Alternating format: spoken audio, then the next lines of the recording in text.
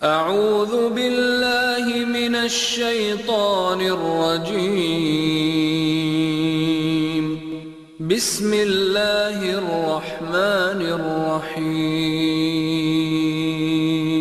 وقل رب أدخلني مدخل صدق وأخرجني مخرج صدق واجعل لي من لدنك سلطانا نصيرا. നീ പ്രാർത്ഥിക്കുക, എന്റെ നാഥ, എന്നെ നീ എങ്ങോട്ട് കൊണ്ടുപോയാലും സത്യത്തോടൊപ്പം കൊണ്ടുപോകണമേ. എവിടെ നിന്ന് പുറപ്പെടുവിക്കുകയാണെങ്കിലും സത്യത്തോടൊപ്പം പുറപ്പെടുവിക്കണമേ. നിന്നിൽ നിന്നുള്ള ഒരു അധികാര ശക്തിയെ എനിക്ക് തുണയായി തരികയും ചെയ്യണമേ. അൽഹംദുലില്ലാഹി റബ്ബിൽ ആലമീൻ. വസ്സലാത്തു വസ്സലാമു അലാ അഷ്റഫുൽ മുർസലീൻ നബീന മുഹമ്മദിൻ വഅലാ ആലിഹി വസഹ്ബിഹി അജ്മഈൻ. അമ്മാ ബഅദ്. റബ്ബി ഇശ്റഹ് ലി സദ്രി വയസ്സിർ ലി അംരി വഹ്ലുൽ ഉഖ്ദത്തം മിൻ ലിസാനി യഫ്ഖഹു ഖൗലി. പ്രിയ സഹോദരിമാരെ, അസ്സലാമു അലൈക്കും വറഹ്മത്തുള്ളാഹി വബറകാതുഹു. വളരെ പ്രധാനപ്പെട്ട ഒരു ആയത്താണിത്. നബി സല്ലല്ലാഹു അലൈഹി വസല്ലമക്ക് ഹിജ്റക്ക് മുമ്പ് തന്നെ അള്ളാഹു നബി സല്ലല്ലാഹു അലൈഹി വസല്ലമയോട് പ്രാർത്ഥിക്കാൻ ആവശ്യപ്പെടുന്ന ഒരു വാചകമാണിത്. ഹിജ്റയുടെ സമയം സമാഗതമായിരിക്കുന്നുവെന്ന് ഇതിൽ നിന്നും വ്യക്തമായി മനസ്സിലാക്കാം. അതിനാൽ സത്യം എപ്പോഴും താങ്കളുടെ കൂടെ ഉണ്ടായിരിക്കണമെന്നും എവിടെ നിന്ന് പുറത്തു പോവുകയാണെങ്കിലും സത്യത്തിന് വേണ്ടി പുറത്തു പോകണമെന്നും എവിടെ പ്രവേശിക്കുന്നതും സത്യത്തോടുകൂടി ആയിരിക്കണമെന്നും പറഞ്ഞിരിക്കുകയാണ്.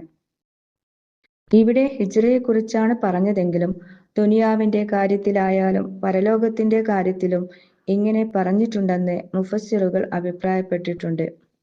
അതിനുശേഷം പറഞ്ഞിട്ടുള്ളത് നിന്നിൽ നിന്നുള്ള ഒരു അധികാര ശക്തിയെ എനിക്ക് തുണയായി തരികയും ചെയ്യണമേ എന്നാണ്. അതായത് ഒന്നുകിൽ നീ എന്നെ സ്വയം ശക്തനാക്കണം, അല്ലെങ്കിൽ ഏതെങ്കിലും ഭരണകൂടത്തെ എന്റെ സഹായിയാക്കണം. എന്തുകൊണ്ടെന്നാൽ ആ ബലത്താൽ ഈ ലോകത്തിന്റെ വക്രതയെ നേരെയാക്കാൻ എനിക്ക് സാധിക്കും. ഈ ദുർവൃത്തികളുടെയും കുറ്റങ്ങളുടെയും പ്രവാഹത്തെ തടഞ്ഞു നിർത്താൻ സാധിക്കും. നിന്റെ നീതിനിഷ്ഠമായ നിയമങ്ങൾ നടപ്പാക്കാൻ സാധിക്കും. നബി സല്ലല്ലാഹു അലൈഹി വസല്ലമയുടെ പ്രസിദ്ധമായ ഒരു വചനമുണ്ട്. ഇന്നല്ലാഹ ലയസഅ ബിസ്സുൽത്താനി മാ ലാ യസഅ ബിൽ ഖുർആൻ. അള്ളാഹു ഖുർആൻ കൊണ്ട് തടയാത്ത കാര്യങ്ങൾ രാഷ്ട്രീയ അധികാരം കൊണ്ട് തടയുന്നു എന്ന നബിവചനവും ഈ അഭിപ്രായത്തെ ശക്തിപ്പെടുത്തുന്നുണ്ട്. ഇസ്ലാം ഈ ലോകത്ത് ഉണ്ടാക്കണമെന്ന് ആഗ്രഹിക്കുന്ന പരിഷ്കരണം കേവലം ഉപദേശം കൊണ്ടും ഉത്ബോധനം കൊണ്ടും മാത്രം സാധ്യമല്ലെന്നും മറിച്ച് അതിന് രാഷ്ട്രീയ ശക്തി കൂടി ആവശ്യമാണെന്നും ഇതിൽ നിന്നും മനസ്സിലാക്കാം.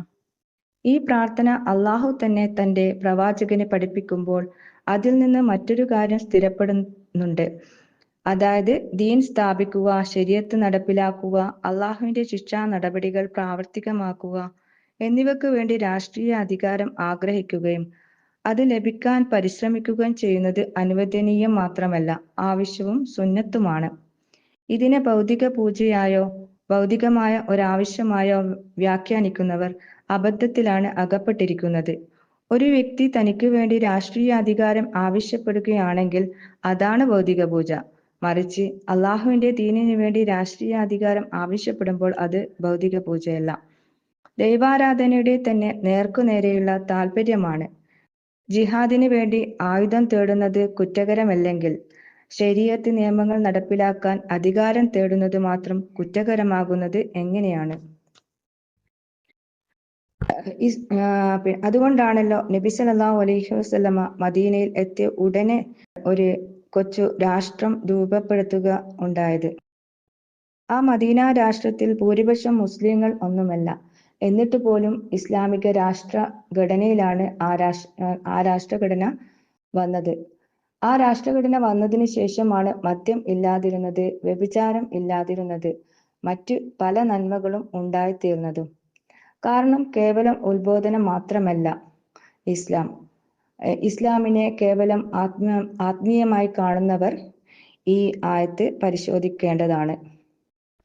ഈ ആയത്ത് ഇറങ്ങുന്ന പശ്ചാത്തലം നോക്കിയാൽ നമുക്ക് മനസ്സിലാകും, വളരെ ദയനീയമായ അവസ്ഥയായിരുന്നു അന്ന്. ക്രൂരമായ മർദ്ദനങ്ങളും മറ്റും അനുഭവിച്ചു ഇസ്ലാം തന്നെ ഏതാണ്ട് ഇല്ലാതായി പോകുമോ എന്ന് പോലും സഹാബികൾക്ക് തോന്നിപ്പോയിരുന്നു. നാനാഭാഗത്തു നിന്നും എതിർപ്പുകൾ, പ്രവാചകനെ ഇല്ലായ്മ ചെയ്യാനുള്ള ശ്രമങ്ങൾ. ഈ സമയത്താണ് അള്ളാഹു പ്രവാചകനോട് ഇത് പ്രാർത്ഥിക്കാൻ പറയുന്നത്. അധികാര ശക്തിയെ എനിക്ക് ഉണ്ടാക്കിത്തരണമേ എന്ന് പ്രാർത്ഥിക്കുന്നു. ആ അധികാരശക്തി പിന്നീട് ലഭിച്ചതായി നമുക്ക് കാണാൻ കഴിയുന്നു. നബി സല്ലല്ലാഹു അലൈഹി വസല്ലം ഉന്നതമായ സ്ഥാനത്ത് എത്തിച്ചേരുന്നു. ഏതൊരു വ്യവസ്ഥിതിയും അതിന്റെ പരിപൂർണ സംസ്ഥാപനം അതിന്റെ അധികാര സംസ്ഥാപനത്തിലൂടെ മാത്രമേ സ്ഥാപിതമാകൂ. എല്ലാ പ്രവാചകന്മാരും അധികാരശക്തിക്ക് വേണ്ടി ശ്രമിച്ചവരാണ്. എല്ലാ മഹാന്മാരും അധികാരങ്ങളിലൂടെയാണ് ഈ ലോകത്ത് നന്മകൾ സ്ഥാപിച്ചത്. അള്ളാഹുവിന്റെ വിധിവിലക്കുകൾ അനുസരിച്ച് ജീവിക്കുന്ന ഉത്തമദാസന്മാരുടെ കൂട്ടത്തിൽ നമ്മെ ഉൾപ്പെടുത്തി അനുഗ്രഹിക്കുമാറാകട്ടെ. ആഖിർ ദഅവാന അനിൽ ഹംദുലില്ലാഹി റബ്ബിൽ ആലമീൻ. അസ്സലാമു അലൈക്കും വറഹ്മത്തുള്ളാഹി വബറകാതുഹു.